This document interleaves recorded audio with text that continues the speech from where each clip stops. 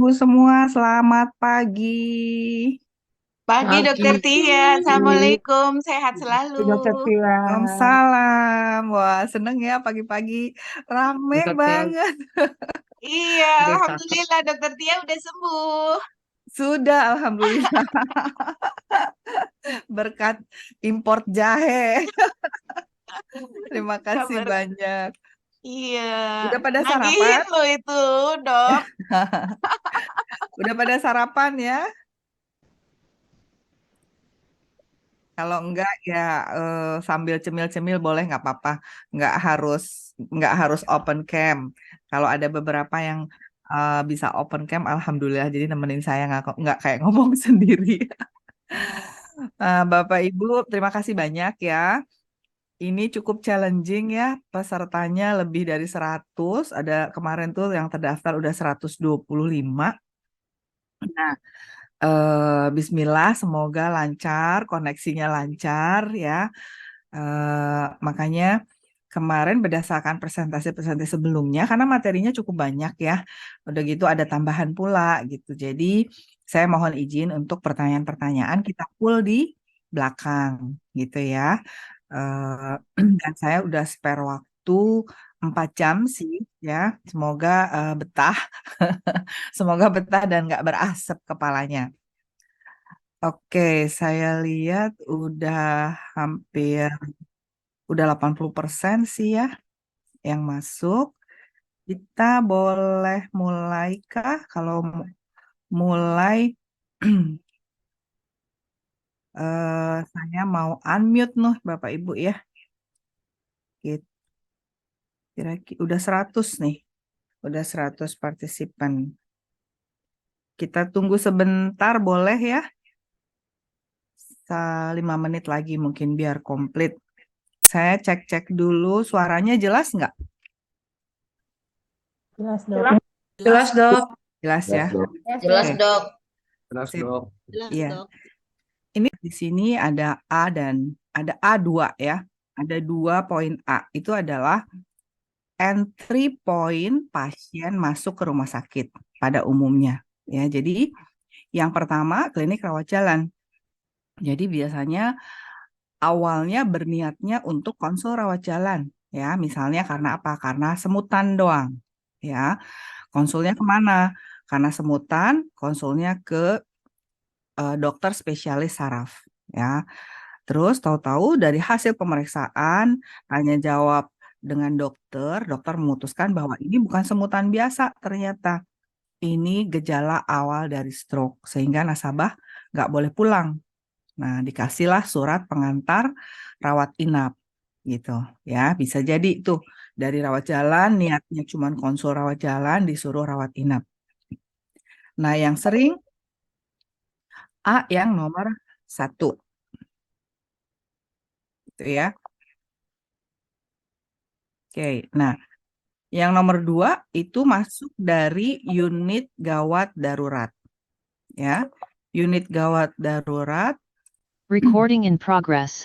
itu karena kondisinya memang sudah cukup gawat gitu ya. Jadi masuknya memang lewat gawat darurat. Nah, di ruang gawat darurat, apakah semua berakhir dengan harus dirawat inap? Belum tentu ya. Tetap sesuai dengan pemeriksaan apakah memang perlu dirawat inap gitu ya. Ada juga yang ke hasil pemeriksaannya kemudian dokternya hanya perlu mengobservasi selama beberapa jam saja gitu ya. Nah, jadi hanya kalau dokternya menganjurkan untuk dirawat inap barulah dokternya membuat surat pengantar rawat inap ya beserta dengan hasil pemeriksaan awal ya yang akan dibawa nasabah ke administrasi rawat inap. Nah, nanti ditanya, ini rawat inap mau dengan penjaminan atau bayar sendiri? Karena tempat pendaftarannya itu berbeda. Ya, jadi kalau bilang, oh mau pakai black card, berarti diminta pergi ke ruang atau loket pendaftaran rawat inap dengan penjaminan asuransi. Ya, ini yang poin B.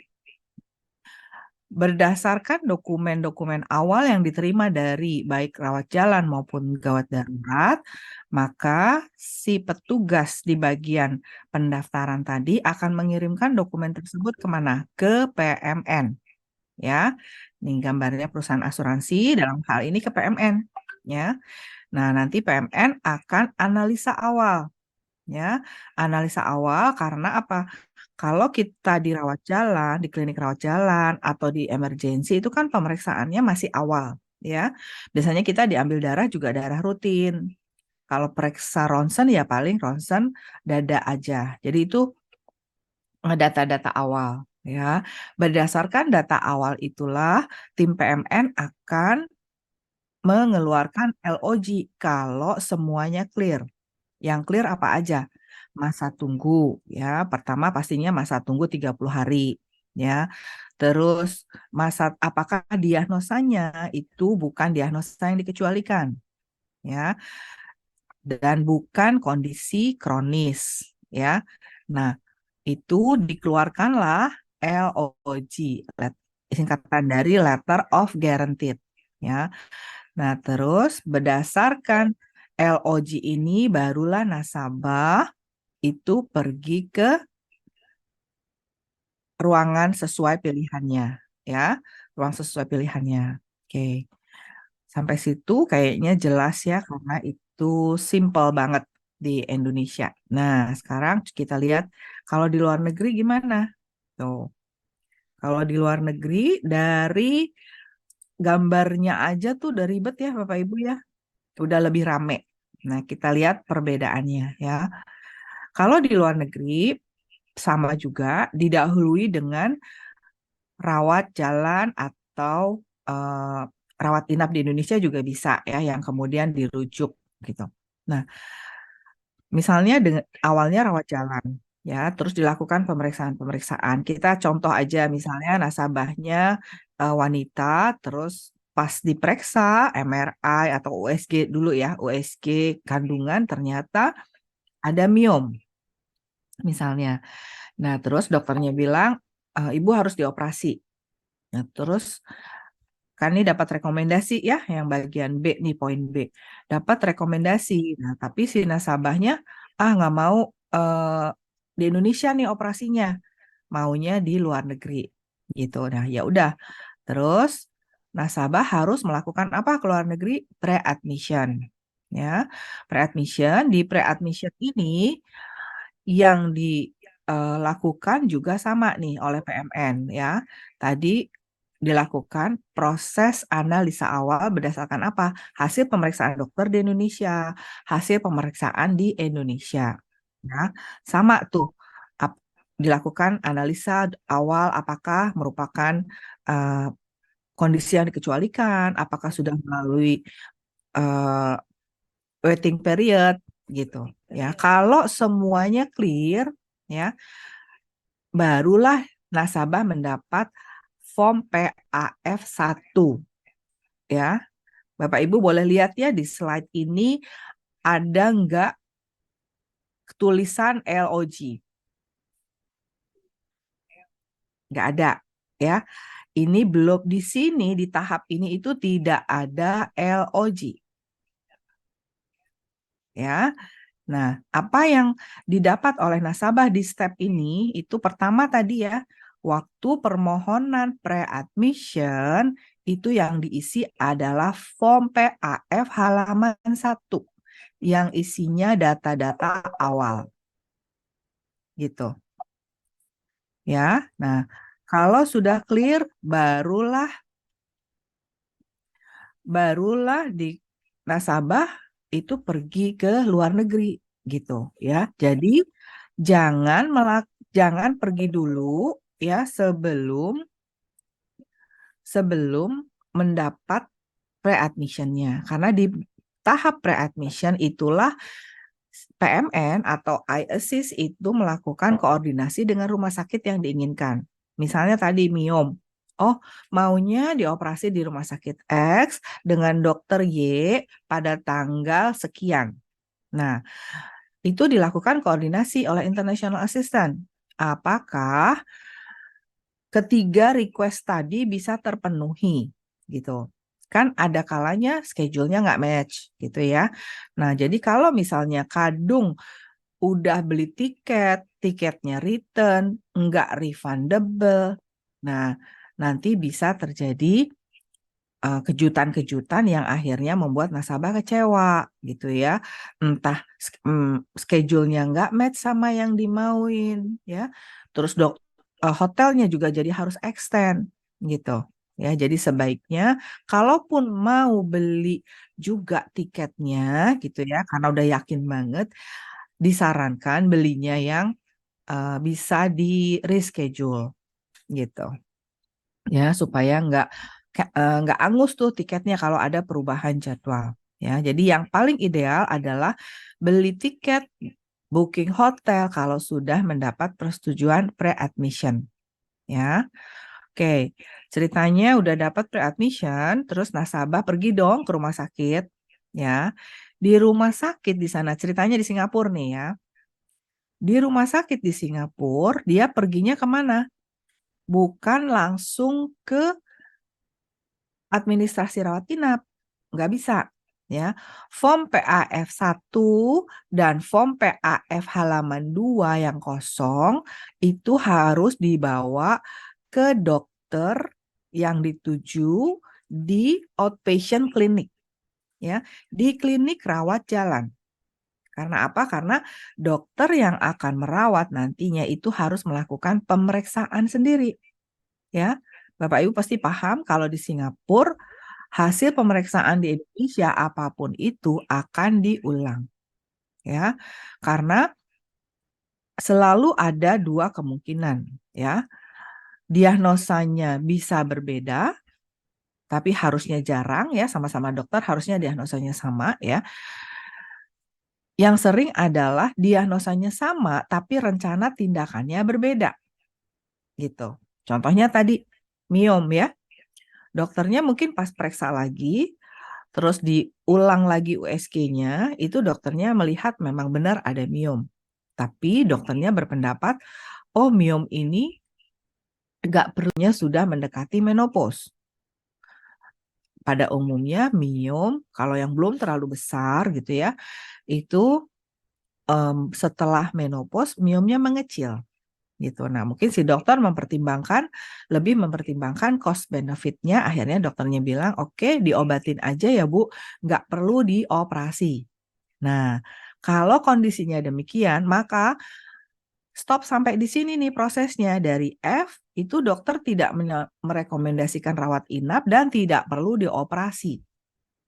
Ya, jadi PAF2-nya nanti tulisannya ya tidak perlu diisi sama dokternya hasil pemeriksaan dia, tapi rekomendasinya rawat jalan ya, tidak diperlukan operasi pengangkatan miom ya. Nah, di situ nasabah pulang deh ya.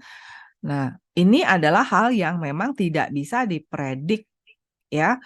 Untuk kondisi tertentu nggak bisa dipredik karena tadi pendapat atau hasil assessment ya dari dokter di Singapura bisa berbeda dengan rencana dokter di sini ya.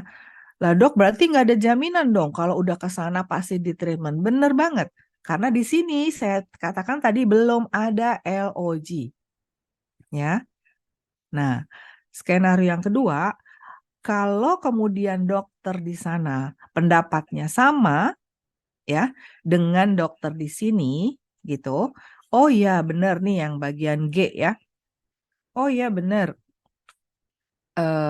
Memang harus dioperasi. Barulah form PAF2-nya diisi dengan tulisan rekomendasinya setuju akan dilakukan operasi. Nah, dengan bekal PAF1 dan PAF2 yang merekomendasikan untuk dioperasi, barulah nasabah pergi ke pendaftaran rawat inap dengan penjaminan asuransi gitu ya. Tidak ada LOG yang di-issued sampai dengan tahap ini ya. Nah, jadi kalau di luar negeri ini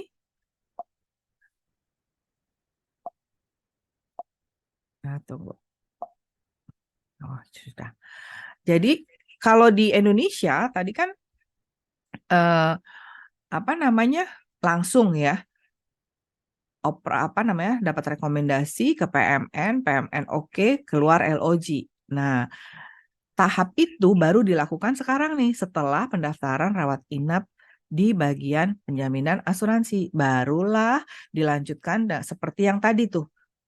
Dikirim dokumennya ke PMN, ke IA, dianalisa, semuanya oke, baru keluar LOG. Ya, jadi Bapak Ibu jangan minta LOG sebelum nasabah berangkat. Ya, karena nggak bisa. LOG itu dasarnya adalah form PAF 2, halaman 2. PAF 2 itu apa? Itu adalah keputusan dokter yang merawat. Gitu, ya. Jadi jangan ngeyel, pokoknya mau dapat guaranteed jangan sampai sana ternyata diagnosanya berbeda, nggak jadi dioperasi, nggak bisa. Ya, nggak bisa karena dokternya aja di sana.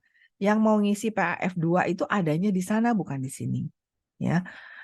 Ada pertanyaan apakah bisa LOG-nya di sini kalau memang sudah sama usual dokter gitu ya. Bisa. Ya, jadi misalnya nasabah sudah melakukan pemeriksaan dengan dokter spesialisnya. Sudah direncanakan. Nih tadi skenarionya kalau si ibu ini 2 minggu sebelumnya misalnya udah pernah ke dokter tersebut nih pas dia jalan-jalan. Terus dokternya periksa-periksa, oke direncanakan operasi ya gitu. Nah, operasinya dengan dokter yang sama ini ya. Nah, itu baru bisa tuh LOG-nya keluar di Indonesia pada saat pergi. Karena apa? Si dokter yang dituju sudah melakukan pemeriksaan waktu itu. Ya, dan nasabah juga mintanya sama dokter tersebut. Nah, waktu pre-admission itu PMN juga dapat konfirmasi bahwa oke di tanggal yang pernah janjian sama dokternya available dan memang sudah terdaftar di sana. Gitu. Ya. Jadi itu bisa dilakukan ya, tapi itu sangat jarang terjadi. Itu hanya beberapa aja yang memang sudah punya usual dokter di sana dan sebelumnya sudah melakukan pemeriksaan, sudah jelas rencananya apa dan jaraknya tidak terlalu lama. Ya, karena kalau jaraknya sampai misalnya lebih dari 2 minggu gitu ya, kan kondisi bisa berbeda ya. Nah, seandainya tetap maupun gitu ya udah lebih dari 2 minggu, siap-siap dengan kejutan yang akan terjadi gitu. Misalnya ternyata dengan periode yang cukup lama tadi ada perubahan kondisi yang belum diakses waktu pre-admission gitu ya. Bahayanya kalau ternyata kondisi baru yang sebelumnya belum ditemukan waktu pemeriksaan sama dokter tersebut itu merupakan pengecualian ya, atau merupakan kondisi kronis nanti malah jadi menghambat semuanya gitu ya.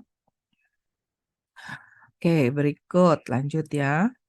Nah, ini summary dari tadi untung ruginya melakukan pre-admission. Yang hijau pastinya untungnya, yang merah itu kerugiannya yang harus dijadikan perhatian ya. Kita yang untungnya dulu ya. Untungnya tadi tuh jadwal dokter bisa kita sesuaikan dengan tiket pergi dan pulang karena jadwal operasinya sudah bisa lebih pasti ya. Terus pre-assessment kondisi medisnya. Jadi sudah dianalisa awal, jangan sampai udah berangkat ternyata dikecualikan. Gitu ya. Saya pernah cerita ya, kalau nggak salah di pre-launch itu ada seorang ibu yang karena sudah merupakan pasien reguler gitu ya di Singapura di rumah sakit tersebut sehingga dia pergi aja tanpa pre-admission. Terus di sana dilakukan operasi. Operasi dilakukan tanpa menunggu penjaminan ya. Jadi setelah sampai Singapura barulah tuh melakukan pengisian semua form itu. Terus kan prosesnya Bapak Ibu tahu ya kalau di Singapura suka membutuhkan waktu, tapi dokternya tidak menunggu persetujuan PMN untuk melakukan operasinya gitu. Jadi dilakukan operasinya kista kandungan waktu itu. Terus pulang juga pulang tanpa menunggu GOP karena LOG aja belum issued. Penjaminan awal aja belum issued, apalagi penjaminan akhir. Tapi nasabah sudah pulang, ya. Dan rumah sakit membolehkan pulang tanpa menggesek kredit card. Itu, ya. Sebagai pasien sangat wajar dia seneng dong, ya, punya black card. Oh, enak banget ya punya black card gitu. 3 bulan kemudian dapat legal notice dari rumah sakit, ya, dapat tagihan, ya, yang harus dibayarkan dalam jangka waktu sekian hari setelah tanggal surat. Apabila tidak dilakukan pembayaran akan dikenakan sanction, gitu, ya. Legal notice-nya cukup kejam. Kebakaran jenggot lah, marah, terus mau ngesu Prudential waktu itu, ya. Tapi kita kasih semua dasarnya. Polisnya belum 1 tahun. Kista adalah tumor, ya dikecualikan, gitu. Nah, beliau marah ya karena kok bisa dia sampai pulang bahkan nggak diminta DP apa-apa, ternyata ditagih 3 bulan kemudian, gitu. Nah, kita cukup kuat waktu itu. Masalahnya adalah di rumah sakitnya, ya. Jadi urusannya bukan sama Prudential, urusannya sama rumah sakit. Kenapa rumah sakit mau, ya, dan membolehkan nasabah pulang operasi dan pulang tanpa jaminan apa-apa. Nah, rupanya kenapa sampai nggak even di swap kredit cardnya, karena nasabahnya ternyata merupakan nasabah VIP-nya rumah sakit tersebut, gitu. Dan itu juga menjadi salah satu yang membuat nasabahnya marah sekali karena dengan kejadian itu status VIP dia jadi tercoret kan, gitu. Jadi waktu itu cukup panjang sih diskusinya, tapi kita juga udah konsult sama legal, posisi kita kuat, gitu. Apa yang dia pergi keluar tanpa pre-admission sehingga mendapat kejutan itu juga tidak sesuai SOP yang berlaku. So itu sangat mungkin terjadi. Dalam hal ini rumah sakit sudah kita tegur, ya. Harusnya kalau pasien dengan penjaminan asuransi tidak boleh demikian karena ada ketentuan asuransi, gitu. Cuman apakah mereka, terutama dokternya ya, mau mengikuti ketentuan dari asuransi, gitu ya, untuk rumah sakit khususnya di Singapura yang sangat menjaga kenyamanan nasabah, gitu. Jadi dia regardless penjaminannya, mereka nggak mau nasabahnya nunggu berhari-hari di rumah sakit hanya karena nunggu penjaminan asuransi, gitu. Tapi secara resiko demikian, nasabah bisa ditagih setelah pulang, gitu ya. Makanya itu pentingnya melakukan pre-admission sebelum berangkat, gitu. Terus yang terakhir ini ketersediaan kamar, ya. Kan plan nasabah Bapak Ibu tuh ada yang cheapest to bed. Nah, perlu diketahui bahwa baik di Singapura maupun Malaysia itu ada rumah sakit yang tidak punya two beds. Nggak punya cheapest two beds-nya. Nah, Bapak Ibu harus lihat tuh di list rumah sakitnya PMN, ada catatannya mana rumah sakit yang nggak punya cheapest two beds. Dulu di list PMN tuh nggak ada, ya. Tapi terus kan banyak kompleksiti lah ya, banyak yang komplain juga. Tiba-tiba di sana rumah sakitnya nggak punya two beds, sementara plannya nasabahnya two beds, gitu. Jadi pastikan kalau nasabahnya plannya two beds, jangan dirawat inap di rumah sakit yang nggak punya two beds, unless nasabahnya memang aware dan mau membayar eksesnya atas naik kelas kamar di cheapest one bed atau di one bednya lah, gitu. Ya, kalau nggak mau ya udah mendingan cari rumah sakit atau direkomendasikan ke rumah sakit yang memang punya two beds, gitu ya. Nah, yang merah ini resikonya ya pasti lawan dari yang hijau ya. Jadi kayak tadi contoh yang tadi, bisa nggak dapat jadwal dokter sesuai tiket, sesuai bookingan hotel, terus bisa mendapat keputusan yang mengejutkan ya, yang berbahaya tadi kan. Tahu-tahu kondisinya merupakan pengecualian, gitu, dan ketersediaan kamar sesuai plan, gitu ya. Nah, selanjutnya eh, memahami proses klaim rawat inap ya. Ini di luar negeri khususnya Singapura. Ya, gambarnya sih simple. Nah, Bapak Ibu, ini saya highlight di gambar dokternya dengan tanda seru ya. Jadi saya mau menunjukkan di sini bahwa kalau di Singapura ya itu berbeda dengan Indonesia dan Malaysia ya, kecuali untuk SGH ya. SGH mirip dengan Indonesia. Jadi kalau di Singapura itu struktur dokter spesialis dan rumah sakit itu terpisah. Dokter spesialisnya di rumah sakit itu seperti sewa kamar-kamar praktek. Ya, bahkan ada yang kamarnya aja tidak di lokasi rumah sakit. Jadi ada di alamat yang berbeda. Tapi semua billing dan lain-lain itu menggunakan under hospital ya, secara registrasinya gitu. Nah, jadi dengan struktur demikian ya, yang menjadi isu pada saat nasabah dengan penjaminan asuransi dirawat inap adalah lamanya proses dokumen collection. Ya, karena apa? Si dokumen-dokumen ya, baik hasil pemeriksaan fisik, catatan dokter lah ya, diagnosanya apa, terus pemeriksaan penunjang kayak X-ray, MRI, terus billing dokter tersebut dan billing pemeriksaan penunjangnya itu ada di klinik dokter. Ya, dan memerlukan waktu untuk dikirim ke rumah sakit. Gitu. Beda ya.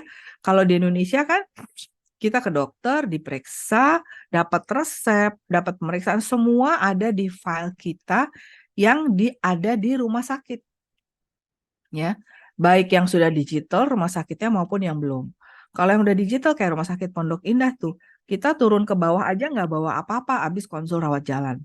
Ya, semuanya udah connect, kita langsung habis diperiksa dokter, misalnya pun harus periksa ronsen gitu ya, itu nggak bawa apa-apa. Kita cuman perlu pergi ke ruang radiologi. Atau kalau mau ambil obat ya tinggal ngambil antrean ambil obat. Ya, karena si bagian radiologi, bagian farmasinya sudah punya instruksi dari dokter, ya, ada di rumah sakit. Nah, berbeda dengan di luar negeri ini, gitu. Dan si rumah sakit itu nggak bisa nggak bisa kontrol ya, nggak bisa minta komitmen sama dokter. Boleh dong kalau nasabah Prudential pada hari yang sama atau maksimum H+1 after konsul atau after treatment, semua dokumennya dikirim ke rumah sakit. Nggak bisa. Ada yang bisa cepat, ada yang suka-suka. Gitu. Rumah sakitnya bisa nge-push dokter spesialis, most likely nggak bisa. Gitu. Ya, padahal IA nih, ya, si third party nih, IA, TPA, itu nggak bisa langsung ke dokternya. Ya, IA hanya bisa nge-push rumah sakit. Ya, IA kan biasanya di-push sama Bapak Ibu ya, sama tenaga pemasar. IA nge-push lagi rumah sakit. Udah berhenti sampai di situ. Ya, sometimes kalau rezeki rumah sakitnya mau nge-push. Tapi kalau rumah sakit itu tahu nge-push dokter tertentu itu percuma, dia ya udah berhenti aja di situ nunggu kapan dokternya kirim dokumen-dokumen. Nah, itu yang menyebabkan kenapa penjaminan di luar negeri seringkali membutuhkan waktu lama gitu, ya. Karena IA nggak bisa berbuat apa-apa gitu. Yang bisa nge-push dokternya ya si nasabahnya gitu, karena nasabah yang punya direct communication sama dokter. Misalnya, dok, boleh dong kalau berani ya, boleh dong hari ini ke rumah sakit karena saya mau pulang besok misalnya.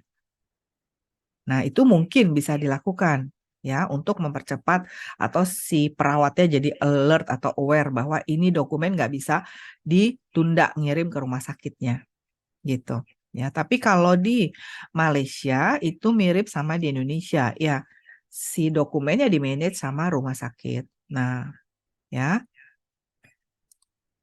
ini narasinya ya. Jadi beberapa kompleksitas yang sering terjadi di luar negeri, di rawat inap luar negeri. Nih, 1, pemilihan waktu perawatan hari Sabtu Minggu libur, benar nggak Bapak Ibu? Ya, sekalian jalan-jalan, hari Jumat berangkat, hari Sabtu masuk rumah sakit, hari Minggu pulang. Ya, karena jujur sebagian besar ya ke Singapura atau ke Malaysia itu sebetulnya kondisinya nggak berat-berat amat. Ya, sakit lambung, pengen endoskopi. Nanti sambil endoskopi sekalian kolonoskopi. Ya, karena apa? Kalau sakitnya berat banget, ya, pasti di Indonesia udah di treatment dong, nggak menunggu sampai harus naik pesawat. Ya, ada yang berat, kayak waktu itu case luka bakar ya, itu udah berat banget. Kesananya judulnya dirujuk, ya, makanya dirawatnya juga sampai berbulan-bulan, kita bayar sampai belasan miliar. Ya, tapi sebagian besar nature-nya adalah demikian. Sebetulnya sakitnya nggak berat-berat amat, tapi pengen diperiksa di luar negeri. Nah, akhirnya dengan kesananya aja hari weekend, ya, plus jangka perawatannya itu pendek. Paling lama berapa hari sih? Paling lama 2 hari. Gitu ya. Seringkali hari ini masuk, di endoskopi, besok pulang. Gitu. Ya. Jarang yang sampai berhari-hari. Kecuali beneran berat, bukan berhari-hari, bahkan berbulan. Gitu. Nah, jangka waktu pendek tadi menyebabkan apa? Pada saat pulang, dokumennya aja belum diterima sama rumah sakit. Karena cerita tadi tuh. Ya, jadi ini sesuatu yang kontradiktif. Di satu sisi, IA membutuhkan waktu panjang untuk dokumen collection. Di sisi lain, rawat inapnya itu pendek banget. Gitu. Ya. Jadi makanya selalu bermasalah IA lama. Padahal sebetulnya IA gimana mau mengeluarkan penjaminan akhir. Penjaminan awal aja dokumennya belum dikirim sama rumah sakit. Atau udah dikirim tapi yang memang di rumah sakit adanya. Gitu. Mungkin pemeriksaan darah, pemeriksaan sebagian yang memang dilakukan di rumah sakit, ya rumah sakit bisa kirim cepat. Tapi yang lain yang ada di klinik dokternya itu ya belum bisa kirim dalam jangka waktu singkat. Gitu. Ya padahal pasien udah mau pulang. Belum lagi hari Sabtu bagian insurance billing adminnya tutup jam 1. Ya. Bayangin tuh. Akhirnya pada saat nasabah pulang, nasabah dikasihnya apa? Temporary bill. Temporary bill itu biasanya kalau operasi ya udah itu kayak paket operasi biasanya berapa chargesnya. Ya. Plus biaya-biaya yang timbul karena penggunaan fasilitas rumah sakit gitu, room and board gitu bisa keluarin. Tapi yang lainnya fee dokter spesialis yang melakukan operasi dan lain-lain itu belum dikirim oleh kebanyakan ya, belum dikirim oleh si klinik dokter tersebut. Makanya ada tulisannya temporary bill. Nah, kalau temporary bill ini digunakan untuk klaim reimburse nggak laku. Ya, pasti Bapak Ibu nanti di Proforce-nya akan muncul requirement mohon submit final bill. Karena temporary bill enggak laku. Temporary bill itu kan sementara, namanya aja temporary ya. Bisa finalnya bisa lebih ya dari yang diestimasi itu kalau dia paket operasi atau bisa kurang. Gitu. Jadi memang yang dipakai harus final bill. Ya.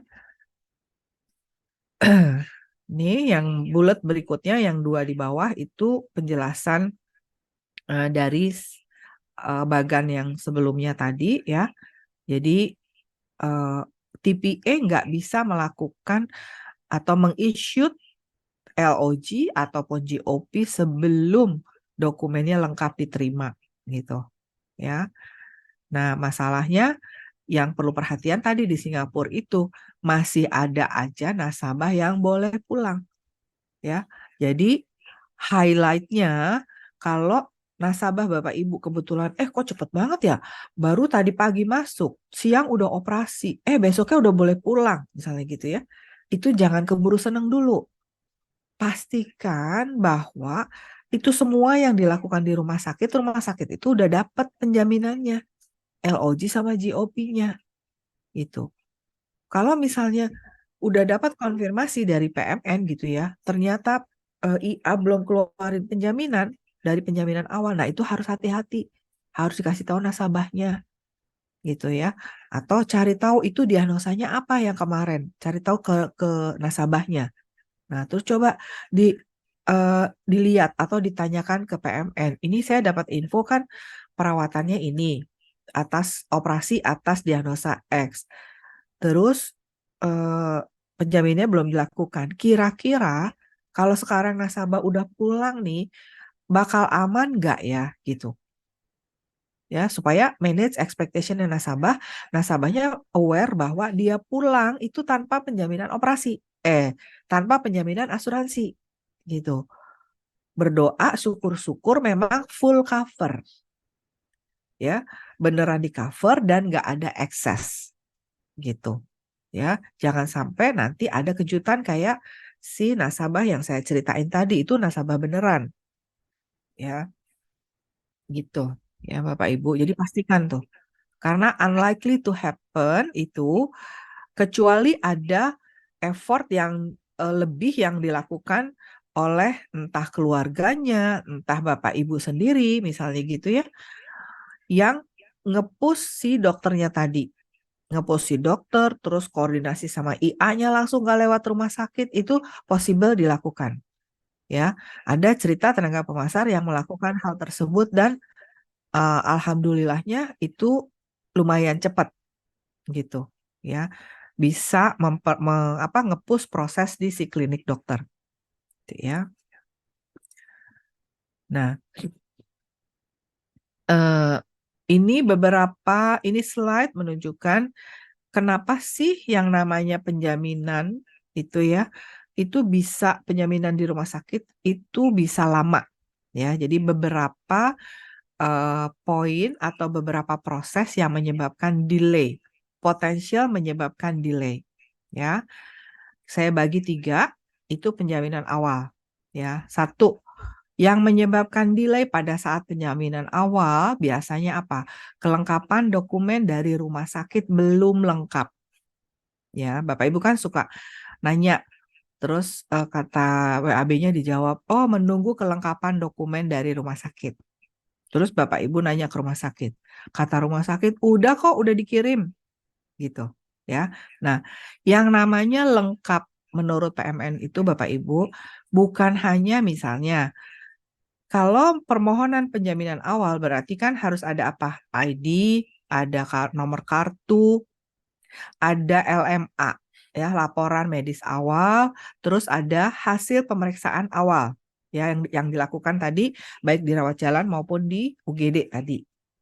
Ya, nah, bukan hanya 4 ini yang harus disubmit rumah sakit yang dibilang lengkap, ya.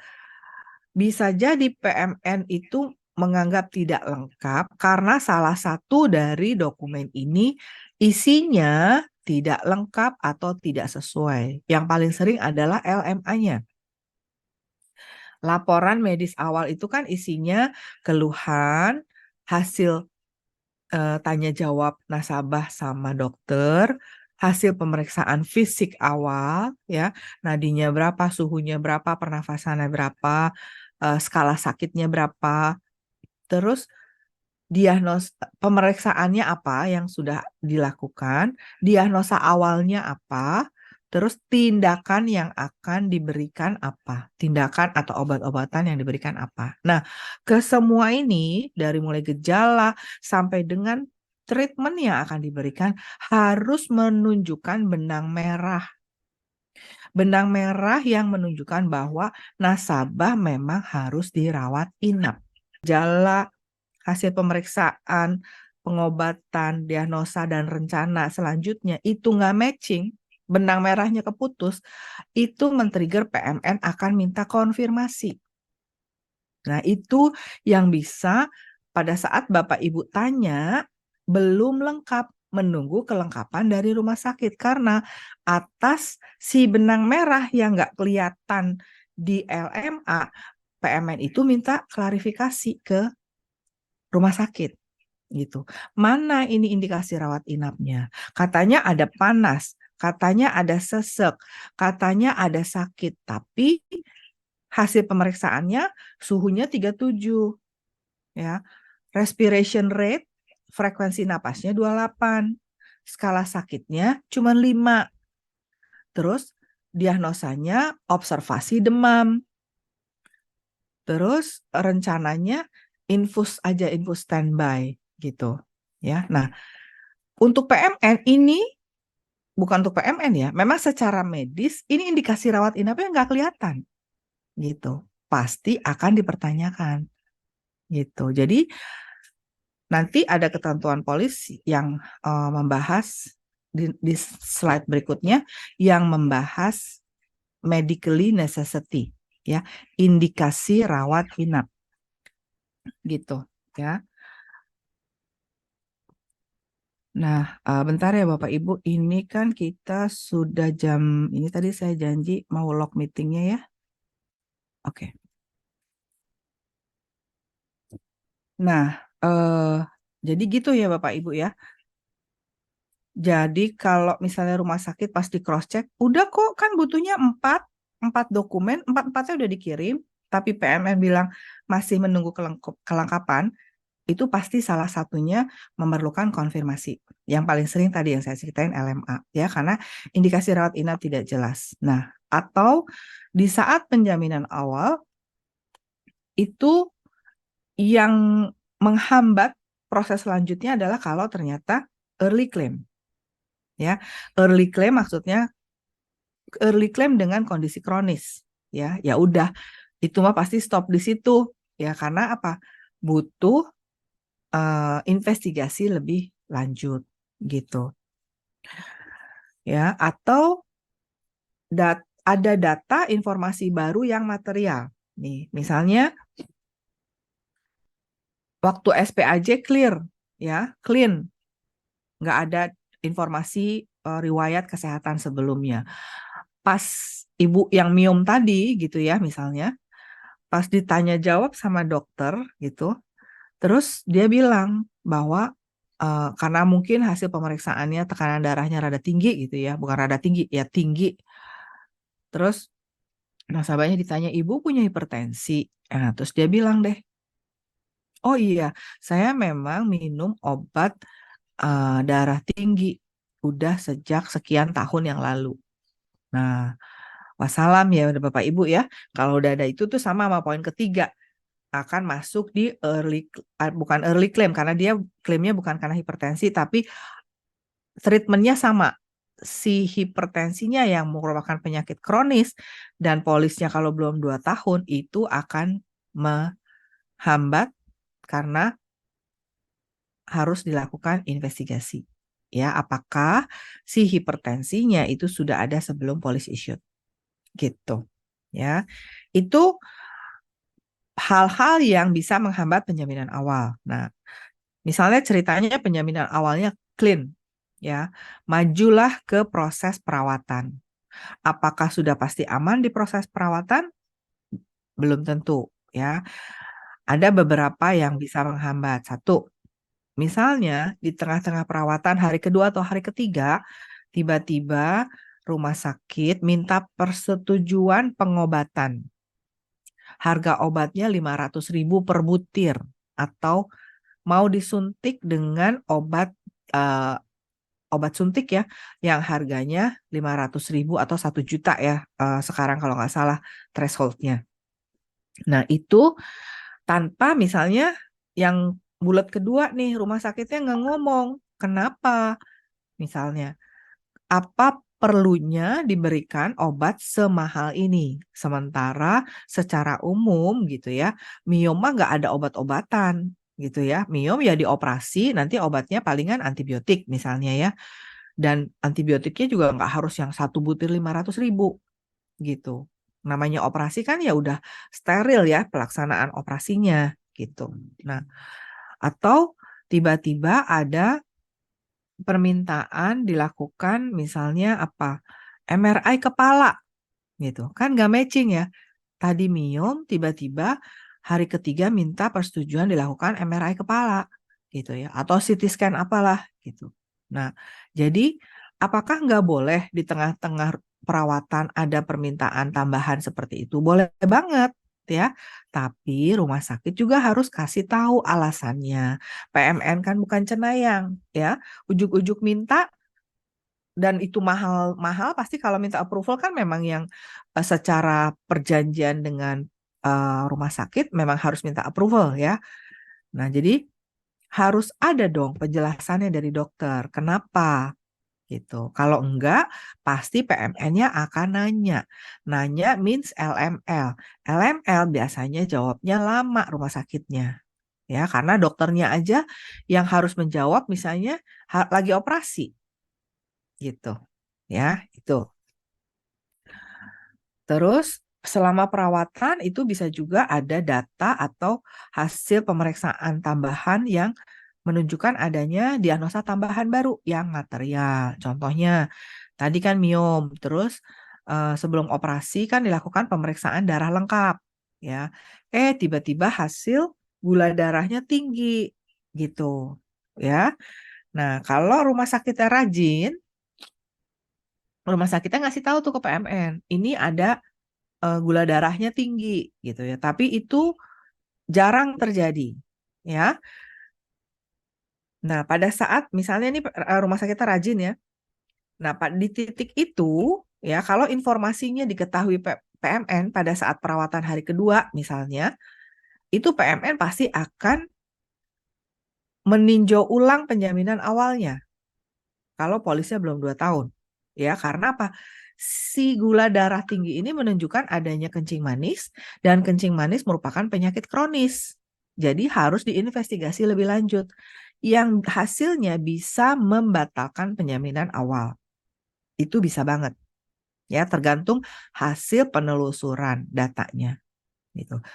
Tapi yang kebanyakan kasus ya si informasi atas adanya data tambahan tadi itu baru didapat di penjaminan akhir.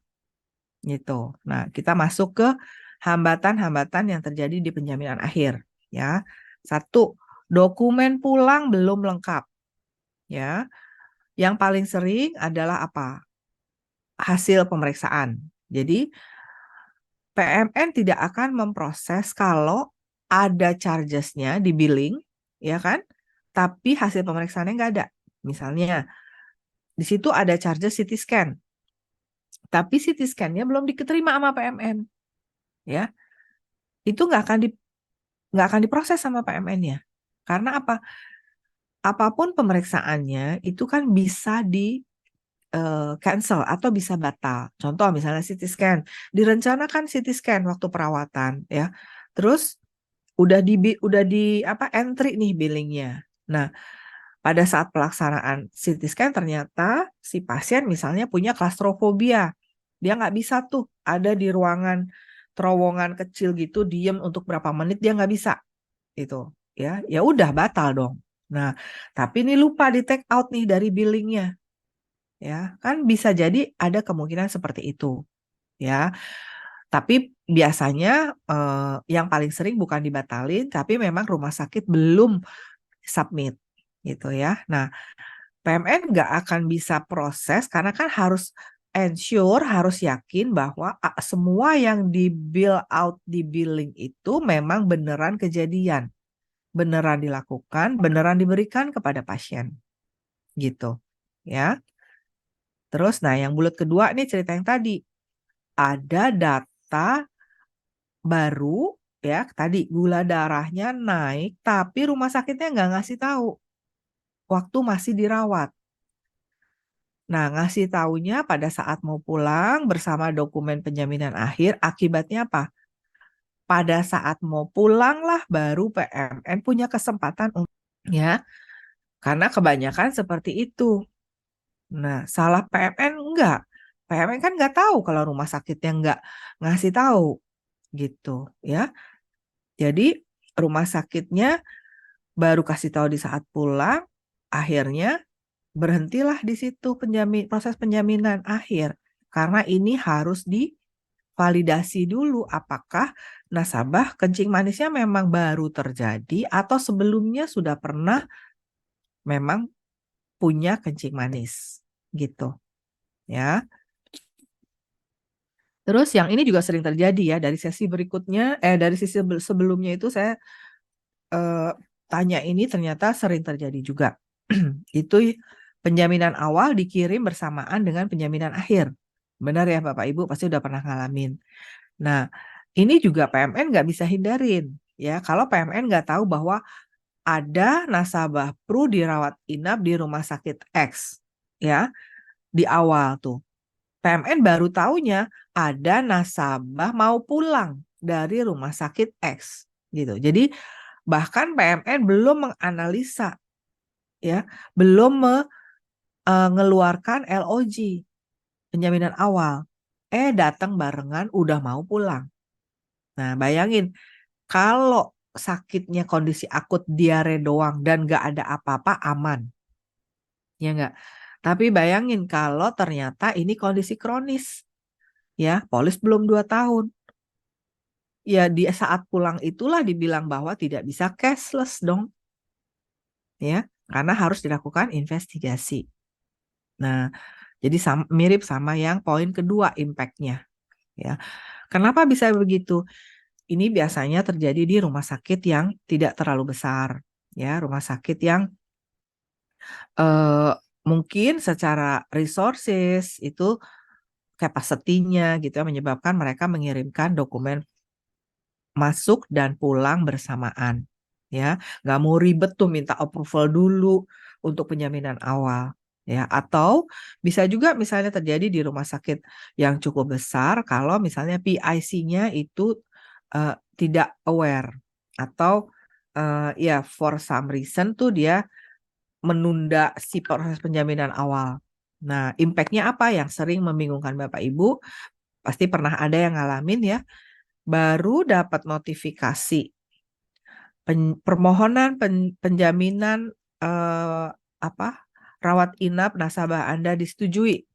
2 menit kemudian muncul permohonan penjaminan rawat inap nasabah Anda sedang dalam antrian review. Bingung dong Bapak Ibu ya. Lumayan sih beberapa ngechat saya, "Dok, ini dibatalin ya penjaminan awalnya?" gitu. Sebetulnya itu bukan dibatalin ya, tapi karena otomasi pada sistem PMN menyebabkan proses ya memang semua harus dari awal sampai akhir gitu. Misalnya ada 10 step, ya stepnya harus melalui step 1, 2, 3, 4. Nah, pada saat penjaminan akhir bersamaan dengan penjaminan awal, itu proses entry datanya dimulai dari step 1, dari step penjaminan awal, nggak bisa lompat. Karena semua harus masuk ke sistem. Nah, jadi pada saat proses penjaminan awal, oke approve, dengan pencet tombol approve, itu auto notification tadi keluar. Nah, tapi kan terus langsung pindah ke step berikutnya, which is untuk analisa penjaminan akhir yang juga mengeluarkan notifnya gitu. Memang itu agak membingungkan, tapi saya pernah tanya, nggak bisa tuh di off-in. Misalnya kalau rumah sakit kirim penjaminan akhir bareng sama awal, boleh nggak tombol notifikasi penjaminan awalnya di off-in? Sehingga baik agent maupun nasabah nggak bingung dan nggak parno duluan, dikiranya penjaminan dibatalin. Ya udah ntar aja otonotif penjaminan akhir aja yang dinyalain, yang di-on-in. Nggak bisa.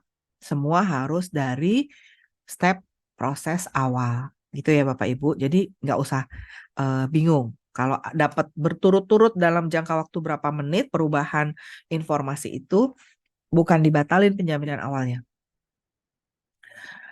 Terus ini tadi akibat dari si poin 2 ya, yang bulat terakhir. Diperlukan data atau informasi tambahan atau klarifikasi. Biasanya itu tadi data tambahannya, kondisi tambahan yang material pastinya ya, itu baru diketahui PMN di akhir pada saat pulang ya. Ya otomatis klarifikasinya itu dilakukan pada saat pulang yang menghambat proses kepulangan bisa lama banget gitu ya.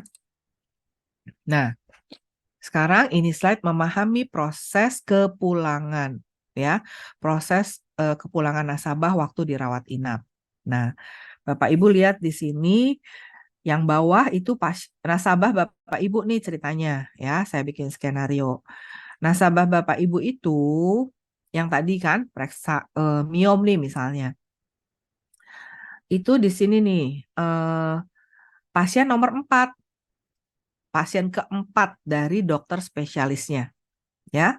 Nah, jam 9 pagi dokternya periksa-periksa, oh operasinya lukanya udah kering, terus semuanya udah bagus, udah deh boleh pulang. Itu jam 9 pagi. Terus nelfon kan Bapak Ibu, gue udah boleh pulang nih, cepetan ya bilang sama Pru gitu.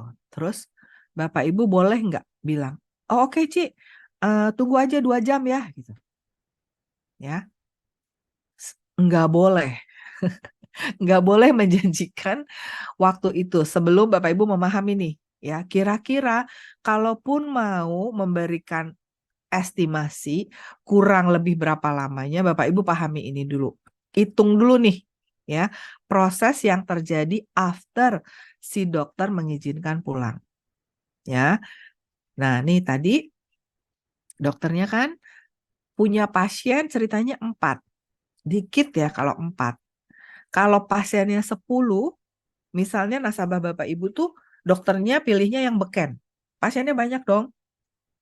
Obgyn, dokter kebidanan dan kandungan yang beken. Pasiennya banyak banget.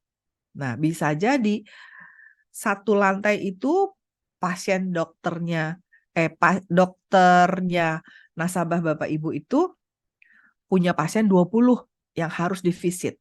Ya, dia harus visit semuanya. Bapak Ibu nasabahnya itu cuma 1 di antara sekian nasabah dia yang pagi itu harus divisit. Ya. Syukur-syukur selama dia visit itu lancar jaya ya sampai ke proses yang ini nih, yang dinner station. Ya. Ada kalanya kalau dokternya dokter bedah contohnya tadi kan Obgyn ya. Itu baru visit di pasien kelima dapat telepon dari ruang operasi. Dok, nasabahnya udah siap, anestesi udah masuk, cepetan naik ke atas, ke ruang operasi maksudnya. Berhenti dong dia. Ya, visit pasien ke-6-nya nggak jadi. Dia pergi ke ruang operasi. Operasilah dia berapa jam. Nah, atau kalau misalnya bukan dokter bedah deh, dokter penyakit dalam atau dokter apa anak. Gangguannya apa? Baru pasien kelima tadi ditelepon sama poli rawat jalan. Dok, buruan dong ke poli. Pasiennya udah rame. Udah pada ngomel. Dokter nggak mulai-mulai. Nah, berhenti juga itu di situ. Ya.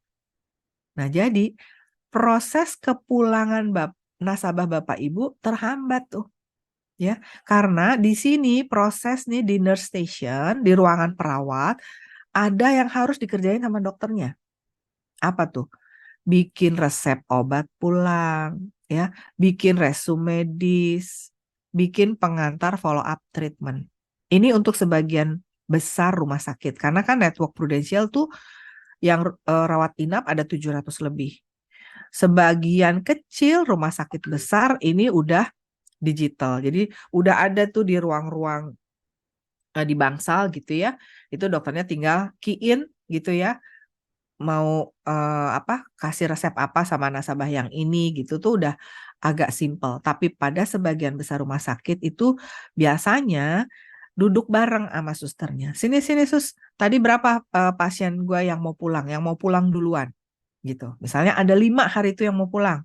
Ya, dari 20 pasien dia 5 mau pulang. Ya udah, yang 5 duluan kita kerjain. Bikinlah resep obat pulang satu-satu. Resume medis sih bisa suster yang buatin tapi dokternya tanda tangan. Ya.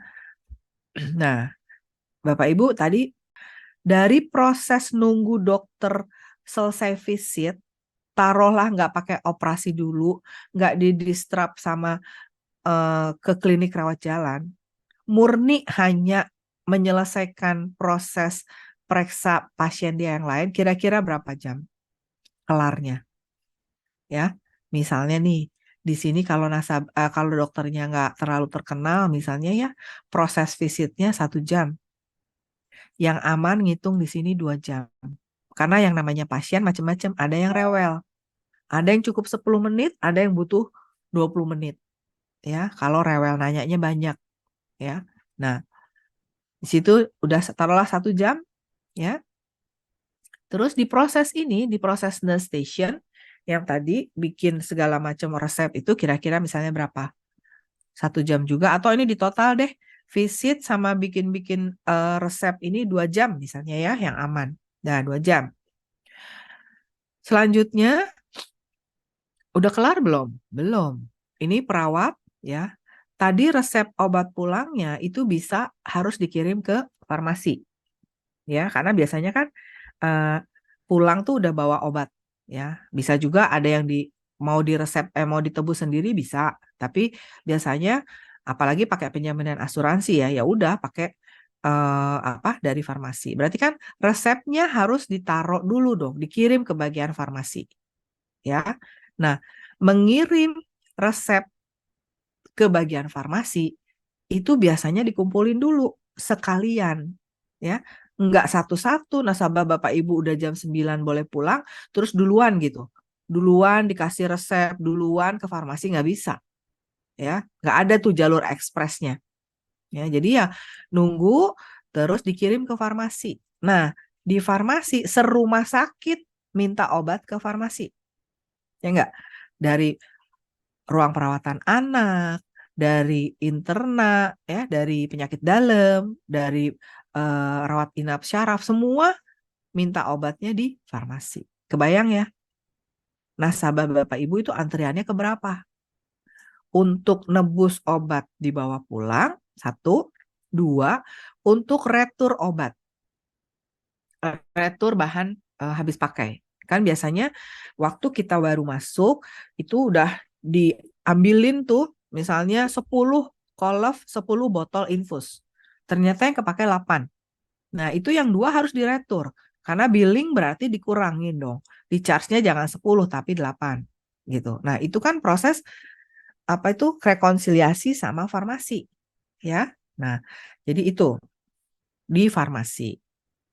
Terus radiologi, susternya harus periksa. Ini kemarin kan dia dilakukan USG misalnya. USG-nya belum ada.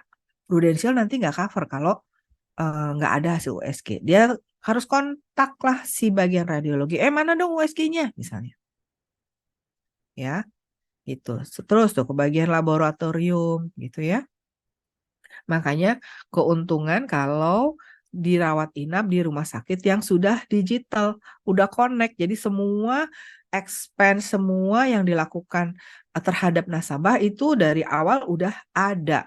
Jadi di bagian billing tuh tinggal narik atas nama nasabah ini, kartu rekam medisnya nomor berapa, itu udah langsung keluar yang dipakai atau biayanya berapa. Jadi nggak perlu manual satu-satu nih nagih ke ruang OK, ya, laporan operasinya mana dan lain-lain gitu. Nah, bayangin kalau di sini itu butuhnya berapa? Kayaknya amannya 2 jam, ya. Jadi tadi 2 jam tambah 2 jam 4 jam.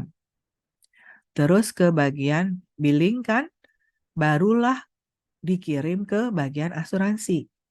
Nah, jadi TAT 75 menit untuk PMN issued penjaminan akhir itu setelah udah beres nih di bagian D-nya ini.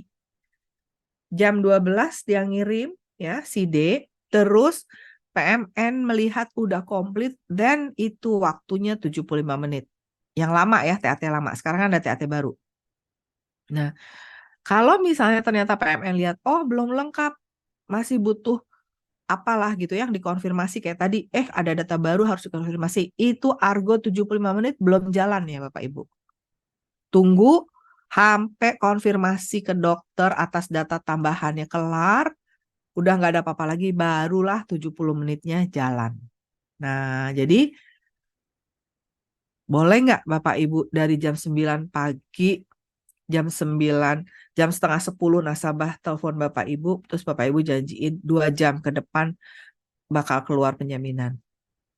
Jangan, ya.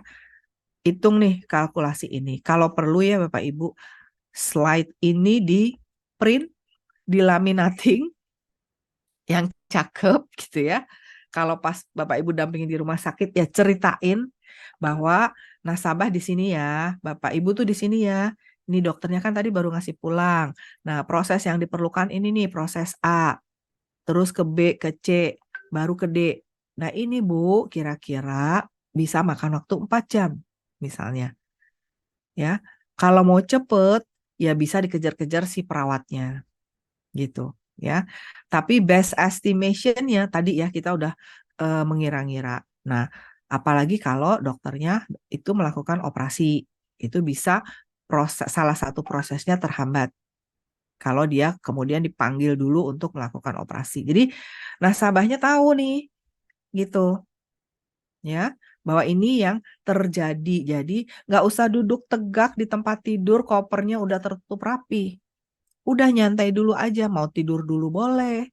Laper kemarin makanan rumah sakit nggak enak, mau ke kafe gitu ya, atau pesen dari kafe boleh gitu. Intinya supaya nasabah itu dalam kondisi nyaman selama proses menunggu supaya nggak marah.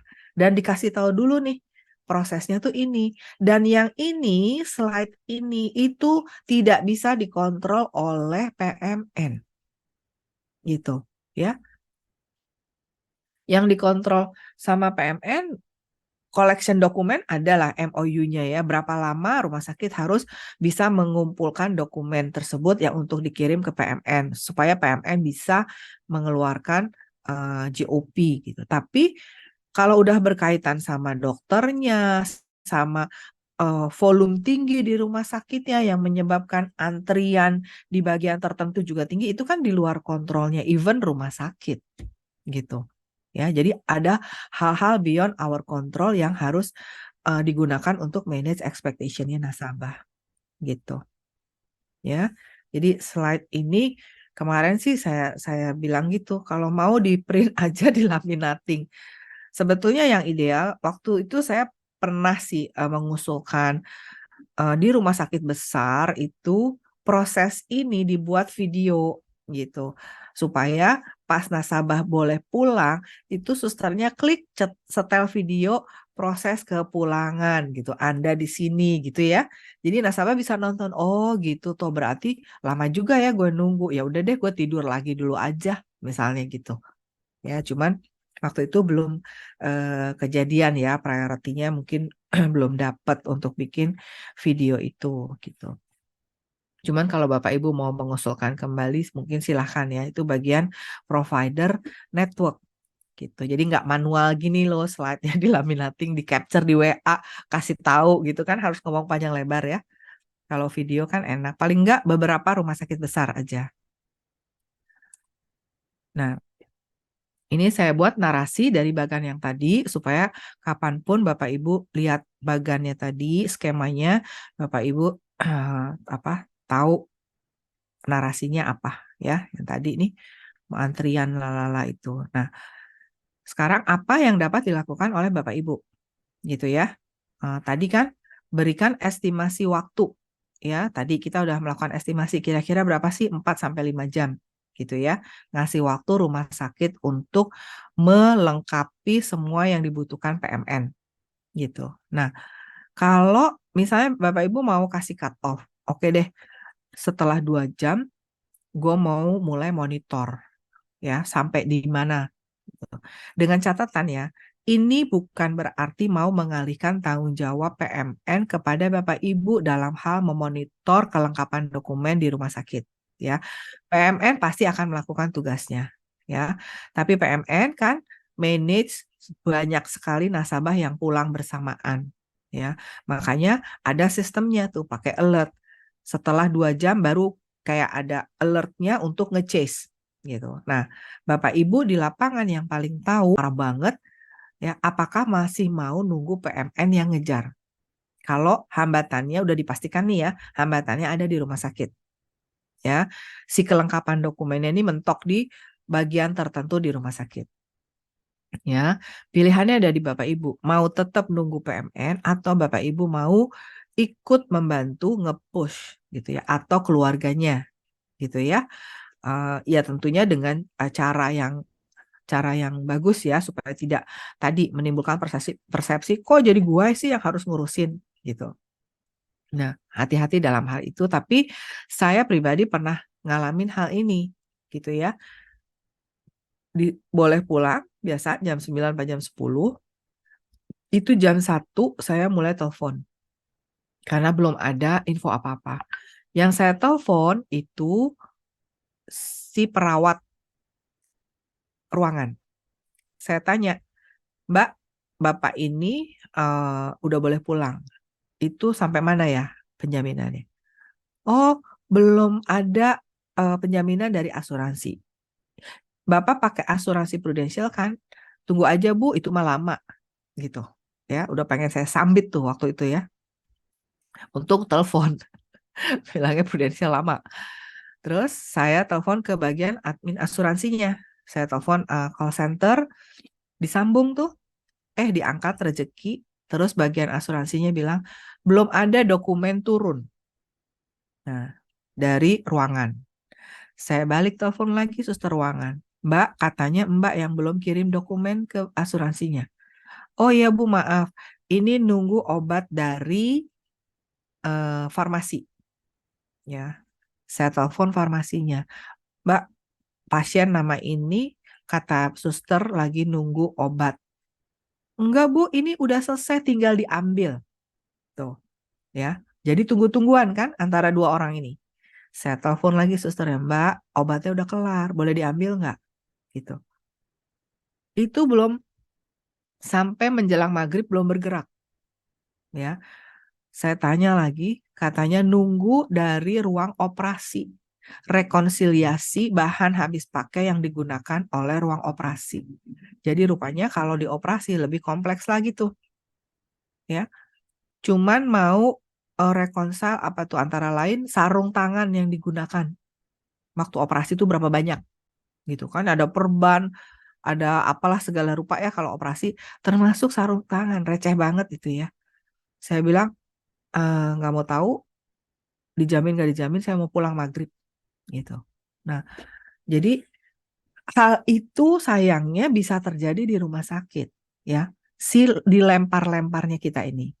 Tapi Bapak Ibu juga perlu pahami bahwa yang namanya perawat di rumah sakit, apalagi udah malam, itu kan jumlahnya minimum nggak kayak pagi hari ya.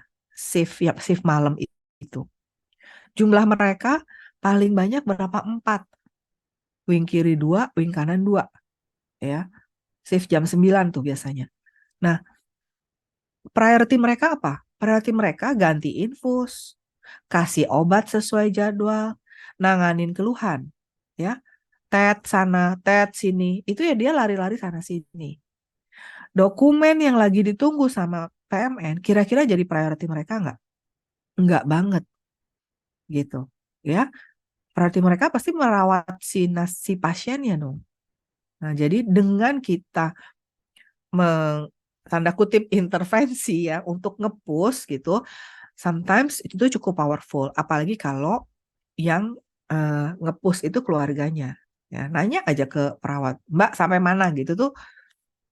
Kalau jawabnya kayak tadi, asuransinya, cek asuransinya. Kalau ternyata salah informasinya, omelin tuh suster gitu. Karena kan sering kejadian ya, lempar batu sembunyi tangan gitu. Kadang dia yang baru kirim, dibilangnya udah kirim dari tadi gitu. Nah, itu sayangnya terjadi. Jadi ada kalanya pada saat kondisi cukup kritikal, Bapak Ibu better memilih ya, mengambil pilihan mau tetap nunggu PMN atau mau extra mile sedikit untuk membantu nasabah Bapak Ibu gitu ya. Itu cerita slide ini. Nah, ini slide tentang komunikasi. Yang sebelah kanan simple, sayangnya memang kalau untuk tenaga pemasar sekarang difokusin DWAB ya. Ada juga sekarang tambahan kan Digi Service untuk menginformasikan dokumen apa yang masih kurang dari rumah sakit gitu ya. Katanya itu cukup membantu. Nah, kalau belum bergerak juga bisa dikonfirmasi atau ditanya lewat call center. Dan yang terakhir ke ARP gitu ya. Ya dengan segala macam plus minus dan kompleksitinya ya, karena satu ARP juga nanganin cukup banyak tenaga pemasar. Nah, yang bisa dimaksimalkan mungkin yang sebelah kiri nih, yang klien, komunikasi yang dilakukan oleh klien. Satu, yang sisi kiri itu ke rumah sakit tadi, ke suster ruangan, ya karena biasanya kalau yang nanya klien atau keluarganya itu lebih takut tuh, ya. Apalagi kalau dia janji itu biasanya cepet tuh, dia inget. Apalagi kalau udah pakai marah tuh keluarga, ya. Jadi ini yang bisa dilakukan oleh nasabah atau keluarganya di rumah sakit.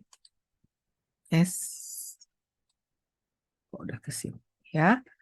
Dan hubungin atau cari informasi ke bagian-bagian sesuai dengan info si suster ruangan ya, bagian mana yang masih belum melengkapi dokumennya gitu.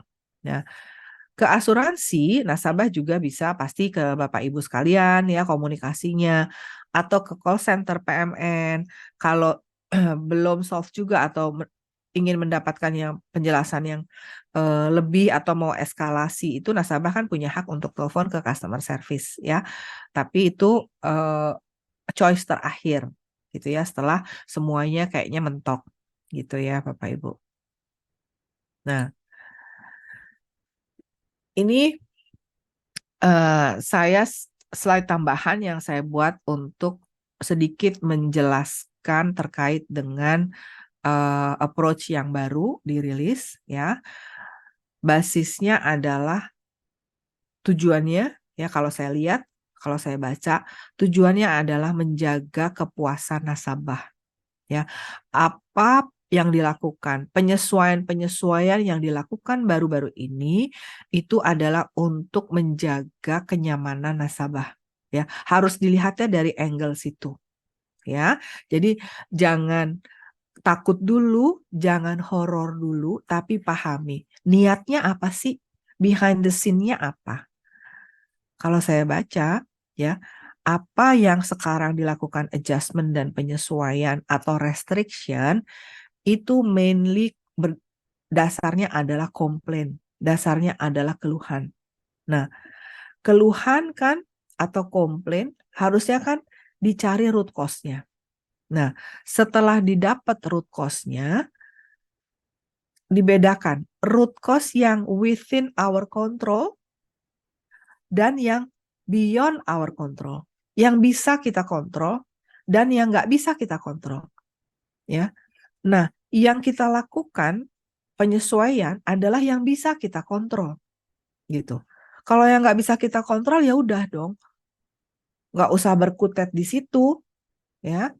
Nah, itu bentuk dari penyesuaian-penyesuaian yang sekarang terjadi. Intinya supaya kepuasan dan kenyamanan nasabah terjaga. Ada konsekuensinya? Pasti. Ya. Nah, kita satu-satu ya pelan-pelan. Apa sih kira-kira komponen yang mempengaruhi kepuasan nasabah? Yang paling besar itu adalah akurasi. Benar nggak Bapak Ibu? Klaim yang harus dibayar ya harus dibayar dong. Dibayarnya full ya harus dibayar full. Ya, akurasi sangat penting. Klaim yang sebaliknya, klaim yang harusnya nggak dibayar, ya jangan dibayar. Klaim yang kemahalan, ya jangan dibayar. Bayarnya ya sesuai, harusnya seberapa. Itu akurasi. Nah, yang berperan untuk menentukan akurasi ini siapa? Rumah sakit, satu, dan klaim analis. Klaim analisnya harus akurat. Rumah sakit juga harus akurat. Satu ya. Dua, kepuasan nasabah juga ditentukan oleh kecepatan proses. Ya, dibayar pada akhirnya tapi lama itu juga nasabah bete. Ya, jadi maunya kan dibayar cepet dan full cover gitu ya. Nah, yang menentukan yang baru klaim sistem. Klaim sistemnya harus support. Ya. termasuk transparansi. Ya, kalaupun nggak dibayar full, yang jelas kena apanya nggak dibayar full. Ya, harus tercantum dengan jelas. Ya, nah, dua ini kecepatan dan transparansi itu yang menentukan sama rumah sakit, klaim analis, dan klaim sistem. Kalau lagi minta LML, mintanya apa sih? Nasabah harus tahu itu, ya. Apa yang sedang dinanti, apa yang menghambat majunya proses penjaminan itu harus transparan, gitu ya. Nah, itu kan sangat didukung oleh si klaim sistem juga. Nah, terakhir komunikasi, ya. Ya kalau nggak di-cover, dikomunikasikanlah yang jelas. Ya, kalau di-covernya hanya sebagian, juga dikomunikasikan dengan jelas. Jangan ujuk-ujuk ditolak, pakai surat, isi suratnya nasabahnya nggak ngerti misalnya. Ya, nggak ada penjelasan. Nah, komunikasi ini yang berperan juga rumah sakit, ya, communication platformnya insurance, claim system. Nah, peran Bapak Ibu ada di sini, komunikasi. Ya, that's why di sini Bapak Ibu juga harus knowledgeable, ya, harus paham atas proses, atas ketentuan polis sehingga bisa mengkomunikasikan why-nya itu ke nasabah dengan baik. Gitu, ya. Mengurangi dependensi terhadap WAB, terhadap call center gitu. Bapak Ibu mau bertahan sampai kapan depend segala sesuatu sedikit-sedikit nanya sama WAB sama call center gitu ya. Jadi ada part tertentu yang Bapak Ibu juga perlu knowledgeable. Sehingga untuk that small part mungkin itu Bapak Ibu nggak perlu bertanya karena ngelihat secara keseluruhan nih berdasarkan komunikasi dengan nasabah ya misalnya karena data medis kan nggak bisa langsung diketahui oleh agent ya. Misalnya namanya nasabah, diagnosanya ini, terus dikasih obatnya tadi bukan kasih obat, mau dilakukan pemeriksaan apa gitu. Nah, Bapak Ibu kalau udah knowledgeable mungkin bisa, oh mungkin ini nabrak medical necessity ya, gitu. Ya, makanya ayo belajar bareng-bareng gimana caranya punya knowledge tersebut sehingga mengurangi dependensi bertanya, gitu. Ya, karena bertanya semua orang bertanya, antriannya panjang, makanya jadi WAB-nya juga lama, gitu.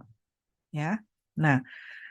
Tadi ini semua ya hal-hal yang mempengaruhi kepuasan nasabah itu kan lihat di tiga-tiganya yang terlibat siapa? Rumah sakit. Itu saya merahin ya. Rumah sakit berperan di semua komponen yang mempengaruhi kepuasan nasabah. Ya. Itu sebabnya dengan aneka macam performance, dengan aneka macam pelayanan ya, dengan aneka kualitas pelayanan rumah sakit ya yang belum standar menyebabkan tadi macam-macam yang kejadian ya yang menyebabkan nasabahnya tidak puas. Nah, saya rasa Prudential sudah mempelajari itu semua berdasarkan komplain-komplain yang masuk ya kan, berdasarkan faktor-faktor apa sih yang menyebabkan komplain itu, misalnya komplain tentang lamanya kenapa sih gitu ya. Contoh nih, rumah sakit tertentu itu sering banget lama karena LML. Dari mulai penjaminan awal aja, PMN selalu harus kirim LML. Karena apa? Datanya nggak jelas. Indikasi rawat inap nggak jelas. Terus tadi di tengah-tengah selalu ada lagi LML. Karena ada pemeriksaan yang di luar SOP. Ya. Atau nanti pas penjaminan akhir selalu ada ketektokan lagi soal charges. Chargesnya mahal banget. Gitu. Nah, tipikal rumah sakit begini inilah yang menyebabkan lamanya proses penjaminan dan nasabahnya marah. Gitu. Nah, ini sudah ada datanya. Gitu ya. Sehingga akhirnya diambil keputusan bahwa oke, sudah pernah dilakukan komunikasi ke beberapa rumah sakit yang tadi ya yang sering menyebabkan lamanya itu, contoh lah yang mahal banget gitu ya. Beberapa rumah sakit saya tahu pernah ketemu sama manajemennya gitu ya. Nah, dilakukan bukan negosiasi ya, apa sih, saling mencari jalan tengah gitu ya. Karena sesuai dengan ketentuan polis harusnya charges yang berlaku adalah charges yang sesuai standar di rumah sakit, standar tarif rumah sakit ya. Tapi benar memang ada rumah sakit yang membolehkan salah satu atau dua dokternya mempunyai tarif sendiri gitu. Nah, kalau tarif dokter tertentu ini juga beyond standar tarif pada umumnya ya, itu ya asuransi atau prudensial dalam hal ini udah tidak bisa akomodir lagi gitu. Makanya diajak ngobrol, mau nggak rumah sakit dan dokternya ini mengikuti standar tarif rumah sakit. Kalau nggak mau ya udah ya, pilihannya seperti yang tercantum di AU, berarti nggak bisa cashless ya, atau bahkan kalau tetap mau ke dokter tersebut ya udah akan di cover hanya sebatas standar tarif rumah sakit, kelebihannya ya bayar sendiri gitu ya. Jadi Prudential mulai menetapkan standar rumah sakit rekanan ya. Kalau saya baca standar rumah sakit rekanan yang bisa cashless itu yang memenuhi 4 centang ini. Kualitas layanan. Udah jelas kualitas layanannya harus berkualitas. Kualitas tindakan medis ya, pasti juga harus berkualitas. Tata laksana penanganan medis. Jadi hanya rumah sakit yang dalam proses perawatannya mengikuti clinical pathway ya, mengikuti SOP guideline untuk diagnosa tersebut yang bisa masuk sebagai rumah sakit rekanan Prudential. Misalnya, kalau sakitnya diare, ya rawat inapnya paling lama sekian hari, ya ada tuh standarnya. Ya kita punya dokter itu punya buku yang dibuat oleh kolegium, ya dia namanya clinical pathway. Ya, rumah sakit juga bikin sendiri ada, tapi yang kumpulan itu juga ada. Nah, diare paling lama rawat inapnya nih saya ngarang ya, belum tentu precise. Misalnya diare rawat inap selama-lamanya 5 hari. Terus yang dikasih apa? Rehidrasi. Rehidrasi itu kalau diare kan biasanya dehidrasi, kurang cairan. Nah, dibetulin cairannya, diinfus lalala. Terus obatnya ya obat diare. Gitu, ya. Nah, ini ibaratnya kalau kita mau ke Bandung dari Jakarta harusnya lewat jalan tol karena jalan tol itu lancar gitu. Nah, kalau ada rumah sakit atau ada dokter dari Jakarta ke Bandung, ini pilih muter-muter gitu ya, itu yang akan dipertanyakan oleh PMN sekarang ini, ya kan? Kenapa udah jelas-jelas paling cepet bisa 2 jam atau 3 jam itu lewat jalan tol Cipularang, kok dadak ini milihnya lewat Padalarang gitu, ya? Atau ada yang malah lewatnya mana tuh? Tol apa Cipali misalnya gitu ya, muter gitu. Garut, Sumedang, baru Bandung gitu ya. Kan itu aneh. Nah, yang aneh-aneh ini sudah teridentifikasi oleh Prudential. Jadi satu-satu sudah diurus nih gitu. Nah, makanya Prudential sekarang menetapkan standar ya, baik dari sisi pelayanannya harus sesuai dengan clinical pathway yang berlaku dan standar biaya perawatannya juga sesuai standar umum yang berlaku gitu. Bahwa nasabah mau memilih dokter yang charges-nya tinggi banget, silahkan ya. Tapi kalau pakai asuransi ya ini Prudential udah menetapkan standarnya gitu. Nah, si standar rumah sakit rekanan ini ya, ini kalau udah disetujui sama rumah sakit yang diidentifikasi sama Prudential yang nanti akan diumumkan kan di setiap hari Senin katanya kalau di agency update ya, akan dirubah yang di-remove yang tidak sesuai standar dan ditaruh yang itu akan diumumkan katanya di setiap hari Senin kalau saya nggak salah gitu. Nah, Sehingga nanti lama-lama ini semuanya sudah sesuai nih memenuhi standar gitu ya. Karena semua ini dilakukan early communication terhadap rumah sakit tuh diajak ngobrol. Mau nggak? Mau nggak termasuk dalam rumah sakit yang memenuhi standar ya, standar rumah sakit rekanan. Syaratnya 1, 2, 3, 4. Kalau mau, hayu. Berarti di situ boleh cashless. Gitu. Ya. Cuman Bapak Ibu pahami bahwa rumah sakit itu ada 700 lebih. Ya. Pastinya Prudential memerlukan waktu untuk melakukan standarisasi ini gitu. Jadi dalam prosesnya pasti masih ada yang kejutan-kejutan ya. Misalnya loh, belum dikasih tahu bahwa maksimum yang dibayar sekian kok tiba-tiba udah dioperasi yang dibayar hanya sekian. Nah, itu berarti si rumah sakit ini atau dokternya belum dilakukan koordinasi gitu. Ya. Nah, itu mohon bersabar, nanti akan sampai pada waktunya semua rumah sakit yang bisa cashless itu cukup banyak. Ya, akan makin hari makin banyak, jadi lebih nyaman. Nah, apa sih yang lebih nyamannya nih, lihat. Nih, saya coba gambarin nih. Ya, ini saya summary ini kurang lebih ada 14 step. Ya, proses yang sekarang dilalui kalau penjaminan cashless ya. Lihat nih, nomor 1, kan nasabahnya datang, terus dapat rekomendasi rawat inap, terus rumah sakit melakukan pengajuan ya. Ini nomor 1, pengajuan penjaminan awal. Ya, terus ke PMN. PMN melakukan analisa awal.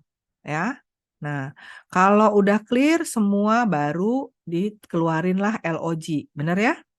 Nah, terus dirawatlah ya nomor 4.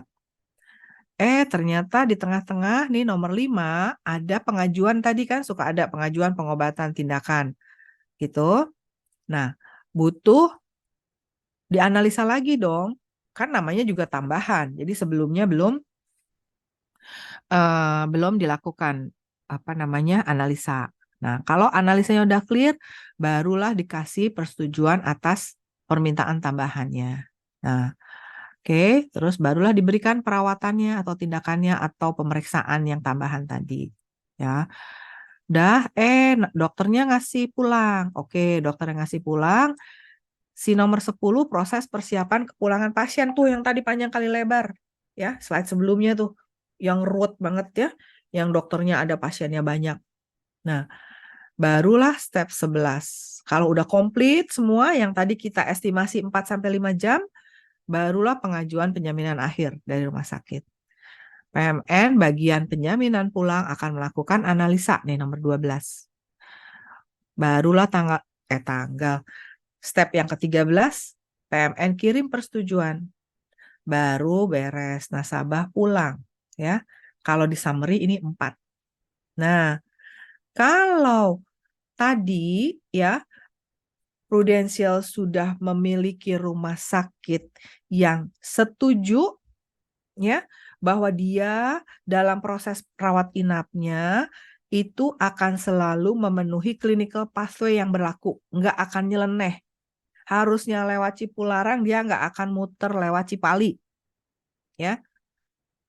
Terus standar harganya akan mengikuti tarif rumah sakit yang disetujui juga sama Prudential.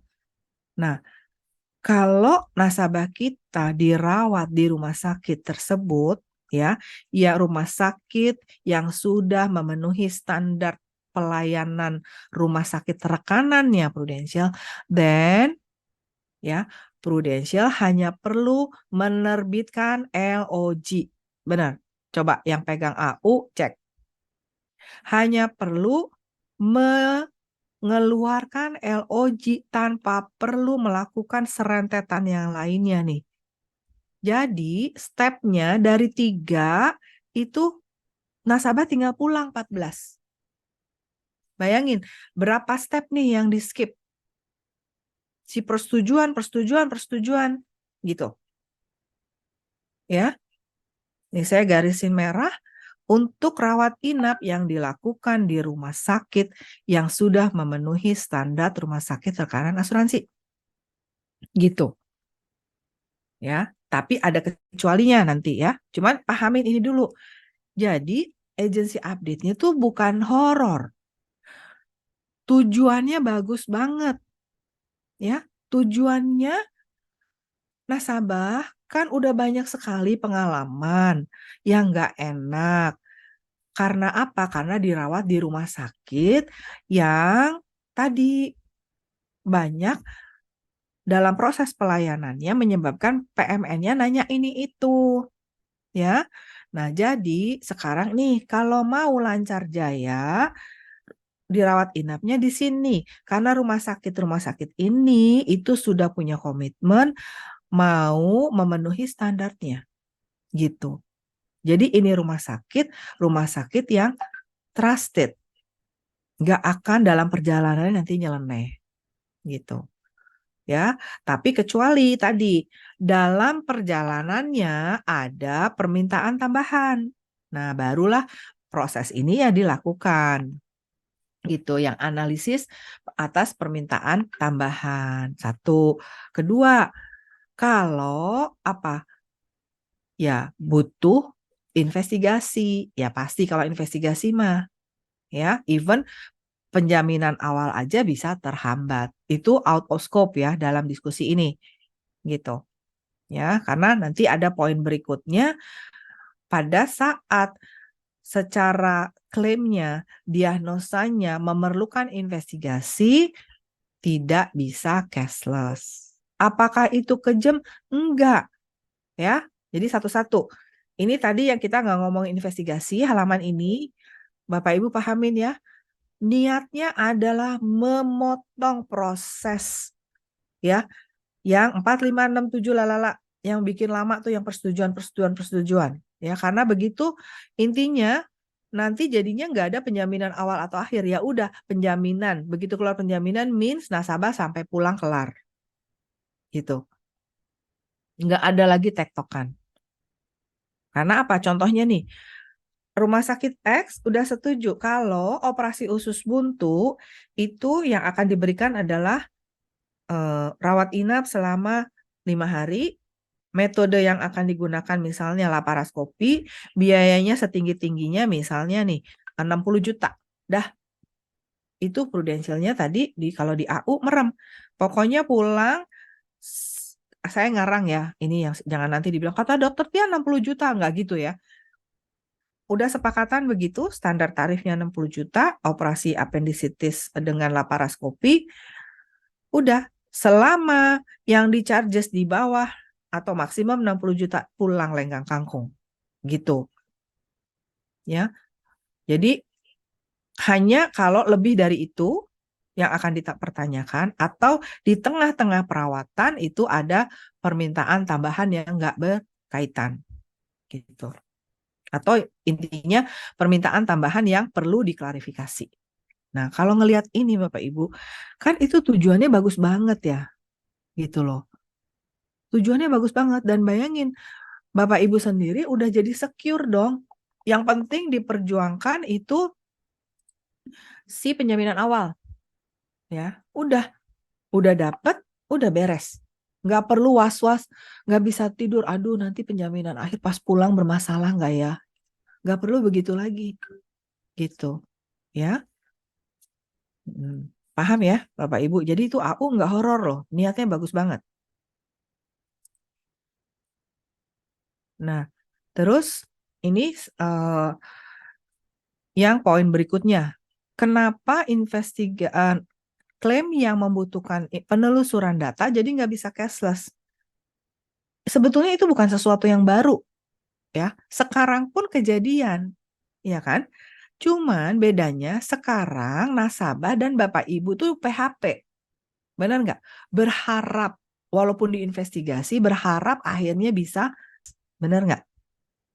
Padahal pada kebanyakan kasus, ya, setelah investigasi awal, itu dapat data yang menyebabkan harus investigasi lanjut. Ini udah saya jelasin, cuma saya ulang lagi ya.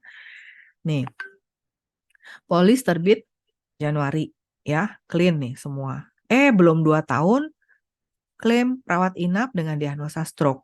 Stroke itu penyakit kronis ya. Nah, kalau penyakit kronis, polis belum 2 tahun, diinvestigasi. Investigasi awalnya apa sih? Telepon ke bagian medical record rumah sakit. Ya. Nah, telepon itu hanya pada jam dan hari kerja. Ya, hanya pada jam dan hari kerja. Nah, ini berarti, ya kan, yang saya pernah jelasin. Kalau nasabahnya masukin di hari Jumat, ya, udah pasti nggak akan bisa dikeluarkan penjaminan sampai hari Senin. Itu pun masih mungkin tergantung hasil teleponnya. Ya, ada data apa enggak. Nah, misalnya hari Senin dapat datanya cuma ini. Medical record hanya boleh ngasih Januari 2019, Desember 2015 ada data di rumah sakit. Nasabahnya ngapain itu 2019 sama 2015 nggak tahu. Ya, karena medical record nggak boleh ngasih tanpa surat kuasa. Diagnosanya apa? Cuman medical check up nggak tahu. Gitu. Orang cuman cek darah, cek laboratorium, lalala. Nggak bisa verbal information dipakai PMN untuk memberikan keputusan. Ya, that's why begitu dapat aja ini si Januari 2019 dan 2015 itu udah berhenti di situ proses penjaminannya itu karena apa harus dicari pakai APS. Ya, keterangan tertulis dari dokter yang bisa berhari-hari, berminggu-minggu, bahkan berbulan-bulan lamanya. Ya, untuk mendapatkan diagnosa. Nah, barulah setelah ada diagnosanya, baru ada keputusan apakah stroke-nya itu bisa dibayar atau enggak. Tapi berarti kan reimburse. Ya. Jadi Bapak Ibu, yang poin berikutnya di AU bahwa kalau klaimnya memerlukan penelusuran data nggak bisa cashless, itu sebetulnya bukan sesuatu yang baru. Sekarang pun berlaku. Cuman sekarang jadi lebih clear Bapak Ibu, nggak usah PHP-in nasabahnya. Bapak Ibu sendiri nggak usah berharap-harap.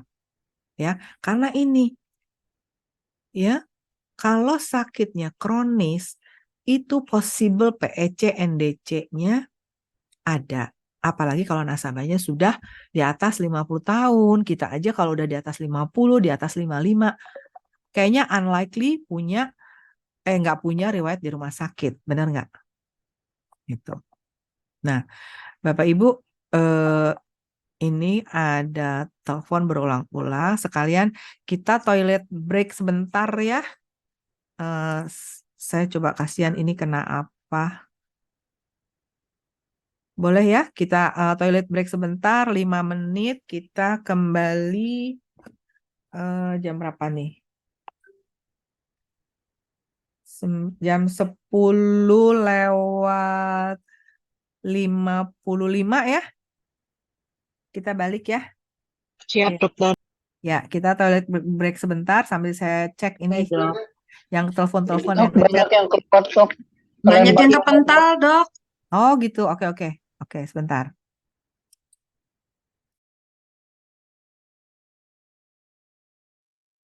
Dok, ganti HP bisa ya, dok? Soalnya baterai habis. Thank you.